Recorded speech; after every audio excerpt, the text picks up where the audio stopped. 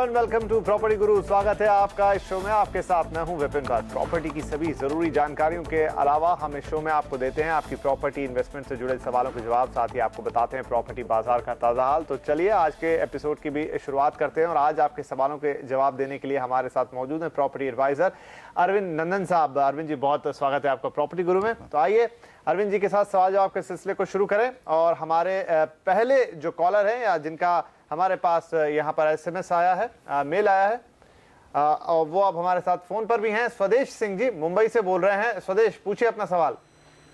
Sir, मेरा नाम स्वदेश है। मैं एक्चुअली एक एनआरआई हूँ और मैं मीरा रोड और भाईंदर के आसपास एक रेसिडेंशियल प्रोजेक्ट देख रहा था। वो मुझे एज ए इन्वेस्टमेंट नहीं, एंड यूजर मुझे खुद रहना है। जी जी। बजट 50 to 55 लाख है और मुझे कोई हाई एंड लग्जरी एमिनिटीज नहीं चाहिए थी, बेसिक एमिनिटीज चाहिए थी। बस मुझे स्विमिंग पूल या क्लब हाउस ऐसी वगैरह चीज नहीं चाहिए थी। बस एक स्पेशियस कैंपस हो, स्पेशियस जगह हो। तो ये रिलेटेड मैं आपको कुछ पोटेंशियल प्रोजेक्ट्स बता सकते हैं जो नियरली कंप्लीशन हो। इस साल के एंड तक मुझे शिफ्ट होना था। जी जरूर। 60 से 65 लाख आप बजट रखते हैं मीरा रोड भाईंदर में। आपको कोई फ्रिल्स नहीं चाहिए आपके अपने प्रोजेक्ट के अंदर। जगह चाहिए, थोड़ा स्पेशियस हो, और आपको सबसे इंपॉर्टेंट बात की नियर कंप्लीशन चाहिए। ऐसे प्रोजेक्ट के बारे में आप राय जानना चाहते हैं। अरविंद जी, इनके लिए क्या सलाह होगी? विपिन जी, मेरा ख्याल है इन्होंने 50 से 55 कहा। जी, 50 से 55। हाँ, राइट। थोड़ा फर्क आ जाता है। क्योंकि जब आप 50 से 55 की बात करते हैं और वो भी मीरा रोड भाईंदर, जो कि बोरीवली कहना चाहिए मुंबई से बिल्कुल लगा हुआ हिस्सा है जी, तो उसमें ऐसे प्रोजेक्ट जो कि बिल्कुल रेडी फॉर ऑक्यूपेंसी हो, उनमें थोड़ी सी दिक्कत आ सकती है। वो इसलिए क्योंकि आज से 4-5 साल पहले ये प्रोजेक्ट्स 35, 40, 45 लाख तक के बजट में आ जाते थे जी। लेकिन अब जो है ये सारे 60, 65, 70 या कभी कभी उससे ऊपर भी हो चुके हैं। तो ये एक इनके लिए थोड़ी सी अड़चन होगी जहां तक एस्टैब्लिश्ड डेवलपर्स का सवाल है। हालांकि लोकल डेवलपर्स या कुछ मेरा ख्याल है टियर 3, टियर 4 डेवलपर्स की आप बात करें तो उनके प्रोजेक्ट्स आपको फिर भी मिल सकते हैं, थोड़ा तलाशना पड़ेगा। जैसे पोरवाल ग्रुप है या कुछ और रश्मि ग्रुप है, इनके कुछ डेवलपमेंट्स हैं वहाँ पर, या कुछ आगे आप चलते हैं तो वहाँ पर 1-2 और मिल जाएंगी।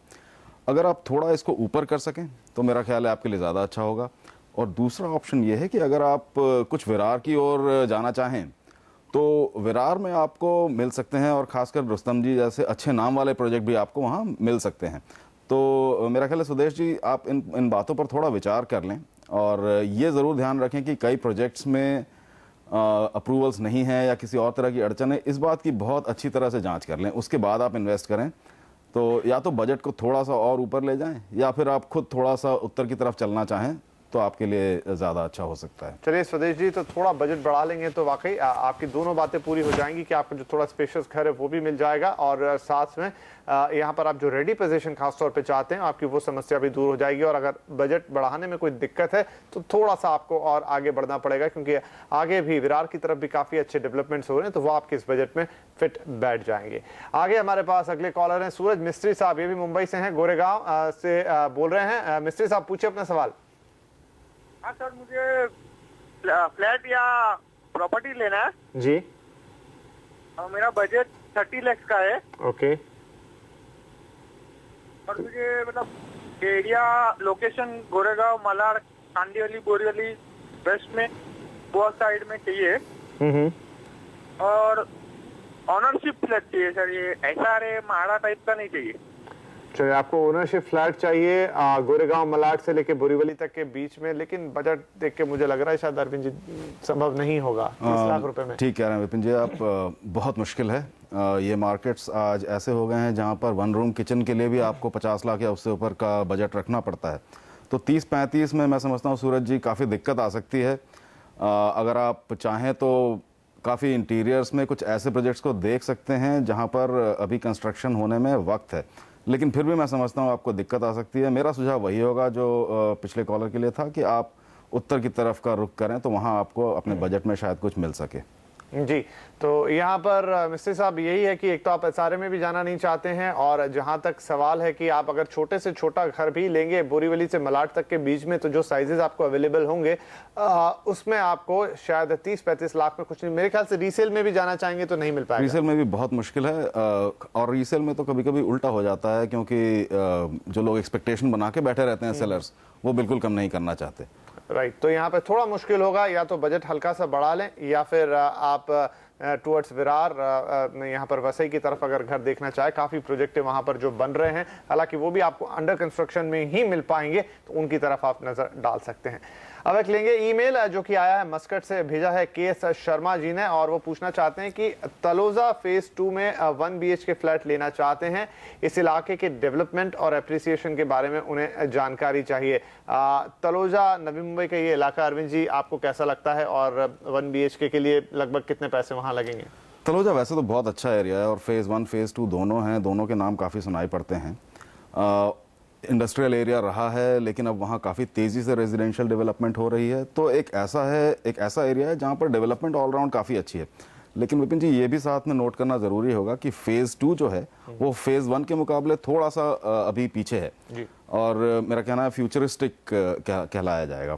फेज़ 1 में आपके पास मेट्रो है, रेलवे स्टेशन है, सब कुछ आ चुका है। फेज़ 2 में भी आ रहा है, लेकिन थोड़ा वक्त लगेगा। आज मेरा ख्याल है वहाँ पर कीमतें 4000 के आसपास आपको ठीक बैठेंगी। अगर आपके पास कोई ऐसा ऑप्शन है तो वहाँ पर आप बिल्कुल इन्वेस्ट कर सकते हैं। लेकिन ये ध्यान रखें कि आपको 4 से 5 साल का होराइजन ज़रूर रखना होगा। अगर आप तुरंत इन्वेस्टमेंट करके उस पर एप्रिसिएशन कमाना चाहते हैं या कैपिटल गेंस कमाना चाहते हैं तो वो बहुत मुश्किल हो सकता है इस समय। अगर हम, जैसे इन्होंने एक और चीज़ पूछा, आपने कहा मुश्किल होगा एप्रिसिएशन, तो उसकी जगह कोई और इलाका इस बजट में अगर आप बता सकें जहां पर इनको थोड़ा क्योंकि मुझे लग रहा है शायद निवेश के लिहाज से ही पूछना चाहते हैं, ऐसा मुझे भी लगा। तो इसका बहुत आसान इनके पास ऑप्शन ये हो सकता है कि ये फेज़ 2 की बजाय फेज़ 1 की तरफ रुख करें, लेकिन हो सकता है बजट को ऊपर ले जाना होगा। तो ये दोनों बातें काफ़ी क्लोजली रिलेटेड होती हैं। अगर फेज़ 1 की तरफ जाएँ तो ज़्यादा बेटर डेवलपमेंट मिल सकती है। मैं इन्हें आज भी ये नहीं कह रहा हूँ कि आप खारघर चले जाएं, पनवेल चले जाएं, क्योंकि मार्केट बिल्कुल अलग हो जाती है। लेकिन अगर फेज़ 2 देख रहे हैं तो फेज़ 1 भी देख लें। वहां पर हो सकता है आपको जल्दी एप्रिसिएशन मिले, क्योंकि वो मार्केट ज़्यादा तैयार है, ज़्यादा राइप है, जिसे हम अक्सर कहते हैं अपनी भाषा में। चलिए, तो आपके लिए यही सलाह, तलोजा में अगर आप घर लेना चाहते हैं तो फेज़ 2 की जगह अगर आप फेज़ 1 में देखेंगे तो वहाँ पर चीज़ें ज़्यादा तैयार हैं, सेटल हो चुकी हैं, जिसे हम कहते हैं हैबिटेबिलिटी, वहाँ पर लोग रहने आ गए हैं, और आपको एक ज़्यादा बेहतर एप्रिसिएशन मिलने के चांसेस इस इलाके में, ज़्यादा तेज़ी से एप्रिसिएशन मिलने के चांसेस इस इलाके में ज़्यादा होंगे तलोजा फेज़ 1 की तरफ। और इसी के साथ यहाँ पर वक्त हो गया एक छोटे से ब्रेक का, लेकिन ब्रेक के बाद भी सवाल जवाब का सिलसिला जारी रहेगा, तो आप कहीं मत जाइए, हम तुरंत हाजिर होते हैं इस छोटे से ब्रेक के बाद।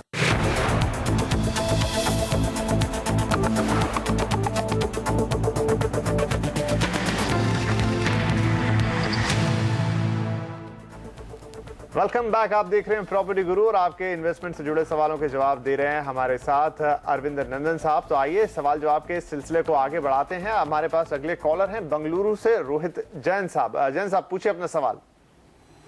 जी, मैंने नॉर्थ बेंगलोर हेनरी रोड पे मंत्री यूनिवर्सिटी प्रोजेक्ट पसंद किया है। 2 BHK 1010 स्क्वायर फीट का सुपर बिल्ट एरिया और अराउंड 61 lakhs, और जून 2016 इसका पोजीशन है। तो सर, मैं इसके बारे में मुझे 3 प्रश्न पूछने हैं। हाँ जी। पहला प्रश्न सर ये है कि सर हेनरी रोड और मंत्री यूनिवर्सिटी प्रोजेक्ट एप्रिसिएशन और सेल्फ यूज के हिसाब से कैसा रहेगा अगर मैं होराइजन रखूं 5 years? ओके। और दूसरा प्रश्न सर, मैंने सुना नॉर्थ बेंगलोर और हेनरी रोड पर पानी की प्रॉब्लम है, तो अगर है तो कब तक मैं उम्मीद कर सकता हूँ वो रिजॉल्व हो जाएगी? और तीसरा प्रश्न मेरा ये रहेगा sir, north Bangalore east Bangalore, इनमें से कौन सा अगले 5 साल के रीजन में बेहतर रहेगा फॉर इन्वेस्टमेंट एंड एप्रिसिएशन? जरूर साहब। तो नॉर्थ और ईस्ट का कंपैरिजन करना चाहते हैं, नॉर्थ की पानी की प्रॉब्लम के बारे में जानना चाहते हैं, और बेंगलुरु के हनूर में जो मंत्री वेब सिटी आपने देखा है उसके बारे में आप पूछना चाहते हैं वहां पर, क्योंकि आपको एक 2 BHK पसंद आया जिसे आप लेना चाहेंगे, तो इनके लिए क्या सलाह होगी अरविंद जी? काफ़ी विस्तार से इन्होंने अपना प्रश्न पूछा है, तो मैं कुछ विस्तार से इनको उत्तर भी दे देता हूँ। देखिए, सबसे पहले रोहित जी, जो हन्नूर का एरिया है, हन्नूर थनीसंद्रा रोड, ये जो हैं ये उभरते हुए एरियाज़ हैं बेंगलोर के उत्तरी, या कह सकते हैं उत्तरी पूर्वी क्वाड्रेंट में आते हैं। आपके बिल्कुल नज़दीक ही मान्यता टेक पार्क है, जो अपने आप में बहुत बड़ा एस्टैब्लिश्ड कमर्शियल डेवलपमेंट है। तो ओवरऑल आपकी लोकेशन काफ़ी अच्छी है। नॉर्थ में इस समय बेंगलोर में बहुत सारी डेवलपमेंट्स हो रही हैं जो आगे भी चलती रहेंगी। हालांकि उसका एक, मेरा ख्याल है, फ्लिप साइड या उसका एक नेगेटिव एस्पेक्ट ये भी है कि वहाँ पर सप्लाई बहुत ज़्यादा अब होने लगी है, और अच्छे डेवलपर्स जो कि टियर 1 डेवलपर्स कहलाते हैं, या टियर 2 या टियर 3 डेवलपर्स भी वहाँ पे काफ़ी हद तक अब आ चुके हैं। अब बात करते हैं वेब सिटी की। वेब सिटी जो है वो वैसे तो काफ़ी प्रतिष्ठित प्रोजेक्ट है, इनफैक्ट जहाँ तक मेरी जानकारी है, बेंगलोर के जो दूसरे प्रतिष्ठित डेवलपर्स हैं, जैसे शोभा हो गया या फिर और दूसरे लोग भी हैं, भारतीय भी हैं, उनके प्रोजेक्ट्स भी उस जगह पर हैं। इन सब की कीमतें जो हैं वो करीबन 5-5.5 हज़ार के आसपास हैं। आपके प्रोजेक्ट की कीमत लगभग 6 हज़ार के आसपास आती है, जो आपने डेटा दिया है उस हिसाब से। और मैं समझता हूँ कि ये ठीक है, क्योंकि आपके प्रोजेक्ट में कुछ प्रीमियम प्राइसिंग है। तो जहाँ तक सवाल है कि प्रोजेक्ट कैसा है और उसकी क्या पॉसिबिलिटीज़ हैं, फ़िलहाल अच्छी हैं, लेकिन एक बात ध्यान रखिए कि तुरंत एप्रिसिएशन वहाँ पर मिलनी बहुत मुश्किल है इस समय। हालांकि प्रॉपर्टी की प्राइसेस कहीं भी कम नहीं हो रही हैं, लेकिन ये ऐसी जगह है जहाँ पर आपको तुरंत एप्रिसिएशन नहीं मिलेगी। ये पहला आपको ध्यान में रखना है पॉइंट। दूसरा पॉइंट आपको ये ध्यान में रखना है कि ये इन्वेस्टमेंट की बजाय सेल्फ यूज़ के लिए मेरा ख्याल से ज़्यादा अच्छा होगा। वो इसलिए क्योंकि तुरंत एप्रिसिएशन वहाँ होने वाली नहीं है, और अगर होगी तो वो धीमी गति से होगी। तो आप इसको सेल्फ यूज़ के लिए इस्तेमाल करते हैं तो ज़्यादा बेटर होगा आपके लिए। अब तीसरा एक मुद्दा यह है कि पानी की समस्या। अब पानी की समस्या ऐसी है जो कि मेरा ख्याल है बेंगलोर या बेंगलोर के अलावा दूसरे कई शहरों में भी, खासकर आउटस्कर्ट्स में काफ़ी ज़्यादा है, और ये मानना होगा कि यहाँ पर भी पानी की समस्या है। तो पानी जनरली या तो ग्राउंड वाटर से लिया जाता है, बोरिंग से, या फिर वो टैंकर्स के थ्रू आता है। वो आपको हो सकता है यहाँ भी उसका सामना करना पड़े। और जहाँ तक सवाल है कि इसका अगर पूर्वी क्वाड्रेंट से इसकी तुलना की जाए, दोनों ही अच्छे हैं, मैं दोनों में किसी को भी कम नहीं आंकना चाहूँगा, लेकिन मेरा ख्याल है नॉर्दर्न क्वाड्रेंट की इस समय पॉसिबिलिटी ज़्यादा अच्छी हैं, क्योंकि डेवलपमेंट सारी उस तरफ बेंगलोर में जा रही है। तो आप इन सारी बातों को ध्यान में रखें, और मेरा ख्याल है अगर आप एंड यूज़ के लिए इस्तेमाल करें तो शायद ज़्यादा अच्छा होगा, और बाद में आप ये कॉल ले सकते हैं कि इसको आप वापस सेल करें या उस पर एप्रिसिएशन कमाएं। चलिए रोहित जी, तो अब उम्मीद करते हैं जितना आपने 3 सवाल पूछे थे, जितने विस्तार से पूछे थे यहाँ पर अरविंद जी ने, उतने ही विस्तार से, उतने ही साफ ढंग से आपके तीनों सवालों का जवाब दे दिया है। तो अब आपके दिमाग में बिल्कुल क्लियर होगा कि आपको क्या करना है, किस तरीके से करना है। जो कंपैरिजन आप चाहते थे वो भी आपको मिल गया। प्रॉपर्टी में एप्रिसिएशन किस हद तक हो सकता है, कितने वक्त में हो सकता है, वो भी आपको मिल गया। और जैसा यहाँ अरविंद जी ने बताया कि निवेश से ज़्यादा ये शायद अगर आप रहने के लिहाज से खरीदेंगे तो आपके लिए ज़्यादा बेहतर होगा। तो उम्मीद करते हैं कि आपको आपका डिसीजन लेने में काफ़ी मदद मिलेगी। आगे बढ़ेंगे। अब एक ईमेल है हमारे पास जो कि आज चेन्नई से सुशांत पांडा साहब ने भेजा है। पूछना चाहते हैं कि हेलियस सिटी के XS रियल सिएना में निवेश पर उन्हें सलाह चाहिए। 66 लाख रुपए में 1625 स्क्वायर फीट यहाँ पर इसमें मिल रहा है, और ये एक पोजीशन रेडी प्रोजेक्ट है, पोजीशन रेडी फ्लैट इन्हें मिल रहा है। तो क्या इसमें इन्हें निवेश कर देना चाहिए? क्या सलाह होगी अरविंद जी इनके लिए? पहले ज़रा लोकेशन की बात कर लें विपिन जी। जो ये प्रोजेक्ट है, लोकेशन, इसकी लोकेशन मैं समझता हूँ पदूर नाम के एक एरिया में है। ये जो सिरुसरी जो एक काफ़ी बड़ा टेक पार्क का एरिया है, उससे भी करीब कुछ किलोमीटर आगे बैठता है, 4-5 किलोमीटर। ओल्ड महाबलीपुरम रोड, जैसा कि हम जानते हैं, इस पर डेवलपमेंट पिछले कम से कम 14-15 साल से हो रही है, और ख़ासकर कमर्शियल डेवलपमेंट की तो वहाँ पे इतनी ज़्यादा सप्लाई हो गई है कि वैकेंसी बहुत ज़्यादा दिखाई पड़ने लगी है। लेकिन उसका फ़ायदा ये हुआ है कि रेजिडेंशियल डेवलपमेंट्स बनती रही हैं। आपका जो प्रोजेक्ट है, इसमें मैं समझता हूँ कि कीमतें इस समय करीब 3,500 या 3,600 से लेकर 4,000 तक की कीमतें आती हैं। जो आपने दाम बताया है मुझे, अगर उसमें सब कुछ इंक्लूडेड है 66 लाख, तो ये मेरा ख्याल है एक अच्छा प्राइस है आपके लिए, अपार्टमेंट के लिए। अगर विला है तो विला के लिए तो ये बहुत ही अच्छा प्राइस है, क्योंकि उसमें आपको लैंड का भी एक हिस्सा साथ में आता है। तो ओवरऑल प्राइसिंग की दृष्टि से ये प्रोजेक्ट आपके लिए अच्छा है। ये ज़रूर ध्यान रखें कि पदूर इस समय कुछ दूर है। हालांकि आज से 10 साल पहले हम शोलिंग नल्लूर से आगे जाने की बात नहीं सोचते थे, लेकिन आज पदूर तक जाना कोई बहुत बड़ी बात नहीं रह गई है। तो लोकेशन आपकी ठीक है, प्रोजेक्ट आपका प्रतिष्ठित है, उसमें फैसिलिटीज़ हैं, और कीमत भी मुझे सही लगती है। तो ओवरऑल मैं समझता हूँ कि ये इनका इन्वेस्टमेंट अच्छा हो सकता है, और आप इसको बनाए रखें। चलिए साहब, तो यहाँ पर सुशांत जी आपके लिए यही सलाह कि एक अच्छे इन्वेस्टमेंट की तरफ आप बढ़ रहे हैं, तो इसे कर लीजिए, और आगे चल के ये इन्वेस्टमेंट जैसे जैसे यहाँ पर चीज़ें और बढ़ेंगी चेन्नई के अंदर। हालांकि चेन्नई बहुत ही जिसे हम कहें कि सादगीपूर्ण शहर है, लेकिन फिर भी यहाँ पर भी प्रॉपर्टी की कीमतें ज़रूर बढ़ेंगी वक्त के साथ। तो एक अच्छा इन्वेस्टमेंट आप करने जा रहे हैं, इस पर ज़रूर बने रहें, और हमारी शुभकामनाएं आपके साथ है। इसी के साथ यहाँ पर वक्त हो गया एक छोटे से ब्रेक का, लेकिन ब्रेक के बाद भी सवाल जवाब का सिलसिला जारी रहेगा।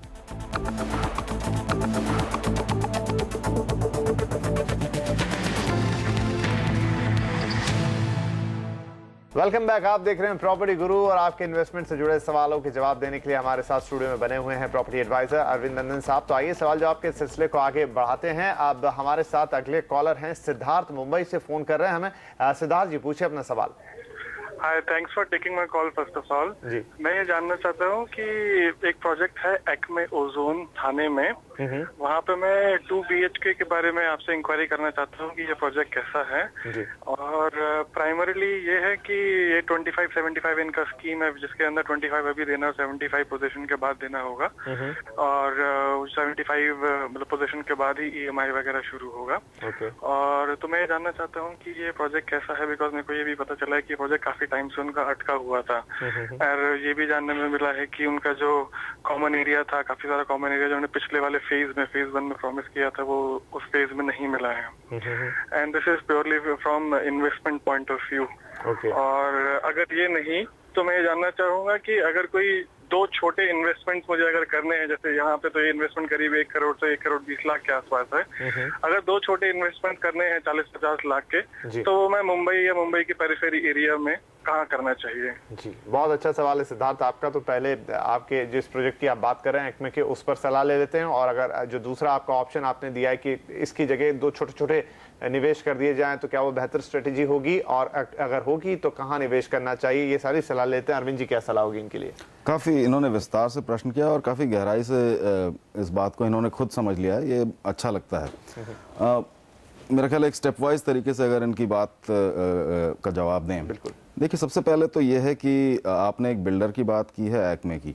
अब जहाँ तक सिर्फ ब्रांड का सवाल है तो सिद्धार्थ जी, मेरा ख्याल है एक्मे का नाम तो अच्छा सुना हुआ है और एक प्रतिष्ठा उनकी इस मार्केट में है, लेकिन जब हम इस प्रोजेक्ट पे आते हैं खासकर, तो ये सही है कि ये प्रोजेक्ट कुछ समय तक रुका हुआ था, और चाहे जो भी कई तरह की अड़चनें थीं, पर प्रोजेक्ट रुका हुआ था, और इसमें इस तरह की कुछ अफवाहें भी थी कि शायद कॉमन एरियाज़ या किसी तरह की किन बातों पर कुछ कॉम्प्रोमाइज़ हुए हैं, पर इनको ठीक से तय कर लेना ज़रूरी है इससे पहले कि कोई फैसला किया जाए।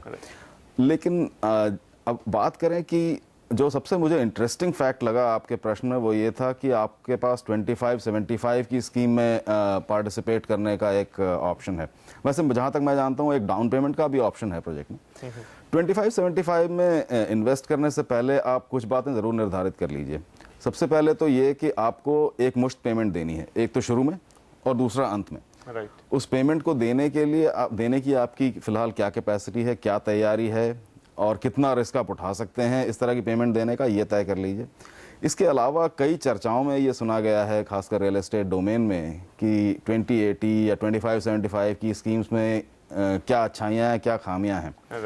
खामियों में या खासकर जो रिस्क हैं उनमें ये बात हमेशा तय होती है कि कई अननोन फैक्टर्स इसमें होते हैं। जैसे आपका जो एक्सपोजर है, वो जो आप एक्सपोजर ले रहे हैं, उसके पीछे आपकी क्या गारंटी है? क्या ये तय है कि 25% देने के बाद आपका प्रोजेक्ट समय पर चलता रहेगा और समय पर आपको डिलीवर होकर मिल जाएगा? अगर नहीं होता है तो आपके पास क्या रिकोर्स है? जनरली ये 3 पार्टीज का एग्रीमेंट होता है, बिल्डर का, बायर का और बैंक्स का। क्या बैंक्स ने उसमें उतनी ही बराबर की जिम्मेदारी ली हुई है, ये देखना जरूरी होता है। तो इस तरह के कई रिस्क हैं जिन पे आप एक्सपोज हो रहे हैं, इसलिए इस तरह की किसी भी स्कीम में जाने से पहले बहुत अच्छी तरह उसका आकलन कर लीजिए, सोच समझ लीजिए। अब रही बात यह है कि क्या आप दूसरी जगह इन्वेस्ट कर सकते हैं? आप बिल्कुल कर सकते हैं, जैसा हमने अभी पहले भी कुछ देर पहले बात की। अगर आप उत्तरी सबर्ब्स, नॉर्थ वेस्टर्न सबर्ब्स में देखें तो आपके पास ऑप्शंस हैं, या अगर आप नवी मुंबई की तरफ जाते हैं तो भी आपके पास ऑप्शन 50-60 लाख रुपए के ऑप्शन जरूर मिल जाते हैं। और इनफैक्ट अगर आप घोड़बंदर रोड पर ही काफ़ी आगे की तरफ जाएं, और मेरा ख्याल है आप विजयनगरी की तरफ निकलें, हो सकता है बिल्कुल नए प्रोजेक्ट ना हो, लेकिन कुछ पुराने प्रोजेक्ट्स में भी आपके पास ये ऑप्शन हो सकते हैं।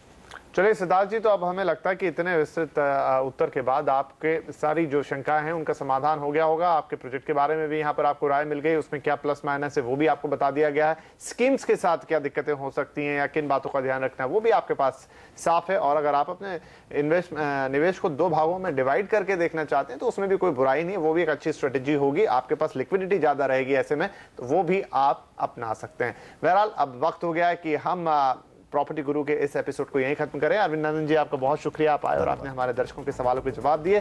तो अगले एपिसोड में आपसे फिर मुलाकात होगी। तब तक के लिए हम आपको बता दें कि अगर आपके मन में कोई सवाल है तो आप उसे भेज सकते हैं pg@moneycontrol.com पर। हम देंगे आपके सवालों के जवाब जो भी आपके मन में है। तो मिलेंगे अगले हफ्ते फिर, तब तक के लिए दीजिए इजाजत, नमस्कार।